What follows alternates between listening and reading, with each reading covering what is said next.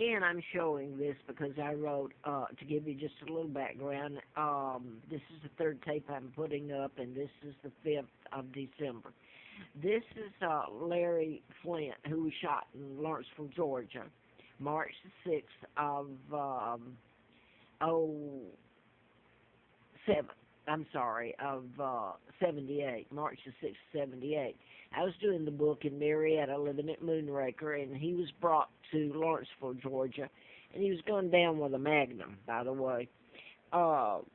So his attorney was killed, and this was a mind control murder. It's what I was trying to write about in the book, MD, A License to Kill. I was writing about cases like Warren and Rosina Matthews, forensic pathologist at Piedmont Hospital, and that's in Atlanta. That's where U.S. Congressman Larry McDonald, I was writing about him too, worked. Now then, fast forward to 83, and leaving out what they've done to me, Larry Flint, the plane carrying Larry McDonald, Congressman Doctor, was shot down by the Soviets. And by the way, in Juneau, Alaska, former President Nixon was taken off. They had to know the plane was going down. It was en route to Seoul, South Korea. It veered into Russian airspace. That's what you can do with mind control. You put the pilot under. They don't even know they're getting it. So that's where people should study up. If they care about this ending, they should tell the truth and tell what the process of mind control as versus radicalization, which they're attempting to say this is out in San Bernardino. But anyway, I'm going to, Mr. Flint, I have not seen him since I was out there in October. He mentions Larry McDonald, me knowing who was responsible for his shooting, and Murphy, Thomas Murphy. Now, Murphy gets into not just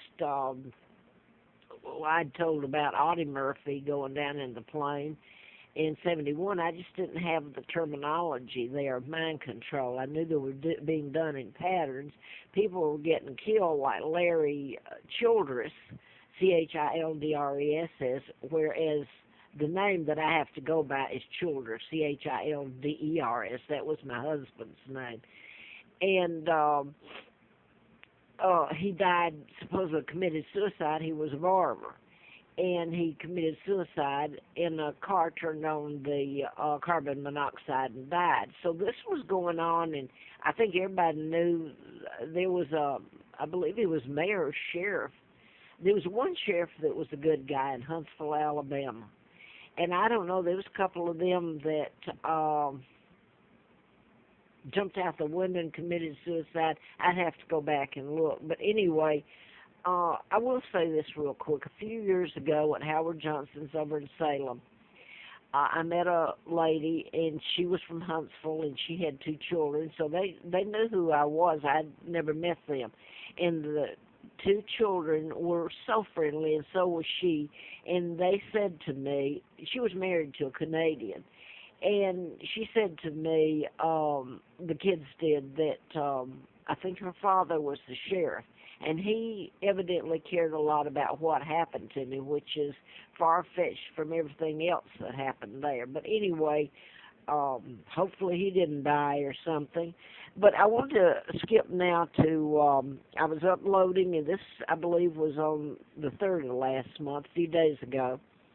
And you can make your own. I never knew I was going to be here in Roanoke, Virginia. And Audie Murphy, this happened in 71. I told it back then that it was a takedown. It was a murder. The plane crashed right next to Catawba in Brushy Mountain, just off the Appalachian Trail. And there's a plaque that the Appalachian Trail moved the trail a little ways up, and where it is about Audie Murphy. In 91. But anyway, the state mental hospital is there at Catawba.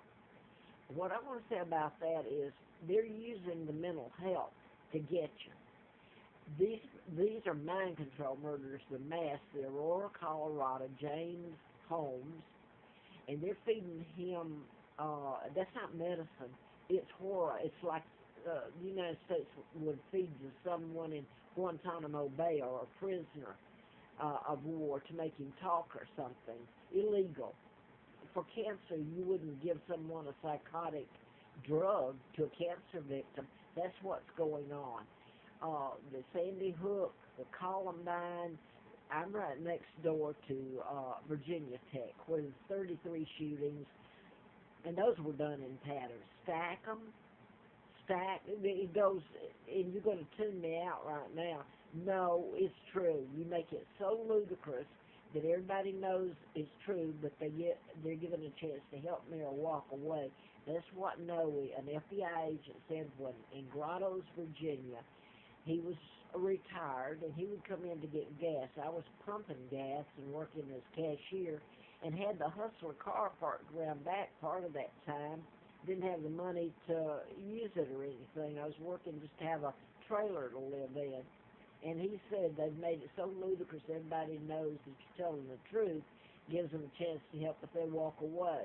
Well, they didn't just walk away. They would do things because law enforcement's involved. They get things on their family or laws that they've committed that can prosecute, and in return they do things to me. So I wanted to give the dates, and then I'm going to, this is getting me nowhere, and anyway, the dates, I updated these about Alexis Murphy and Audie Murphy and some more on the 30th, and then I was still going on the 1st and 2nd when the San Bernardino happened. In fact, I had just called, and this is on my phone, and I tried putting it down this morning, and I'm so tired of all of it. It's been my life, and it's not getting me anywhere, but the phone calls are on that I made to the public health department here because what they did to me to move me at Scott Hill, I could photograph the black mole, and then was told later that other people there their pets had died, and it was throughout the building, but it was in mine coming out of the air conditioning and under the rug. And I took a before and after because I tried to leave and do the right thing and was told it was corrected, and I got back, and that was a sick joke. Now then, they can come after me for breaking the lease unless I can get an attorney, and I've never been able to get one since way back at Hunt in Atlanta, a former district attorney there, Gene Kaiser. So what I want to put down was I had contacted I did write that down, I thought I did. I had contacted the Vinton, that's Roanoke County, Vinton Health Department.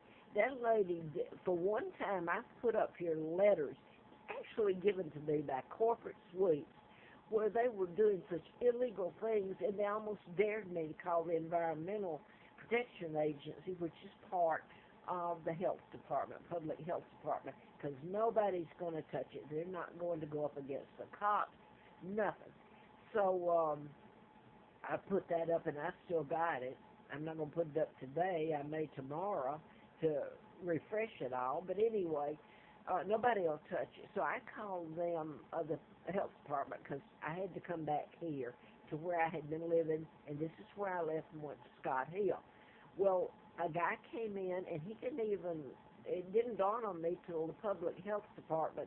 She was at least trying to do her job. She called me back the first time they'd ever done it.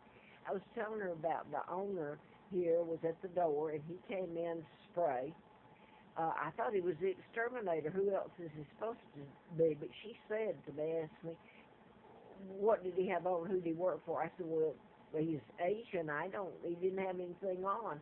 But it was then, when that night I was crawling all over with, I don't know if it's lice or what. I was calling the health department because I need surgery, and I'm not going to get into that. I don't need things crawling up in me, and I don't know if they can, but you can't even sleep. I was up bathing and trying to wash things, and I have to move again. This time I can't take a picture of it, but I did call the health department, put the videos up.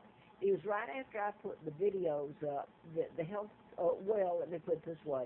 I turned on the TV, and I don't know if it's still going on, but the San Bernardino. Now then, you've got, I was told to call the nurse, at the health department. That was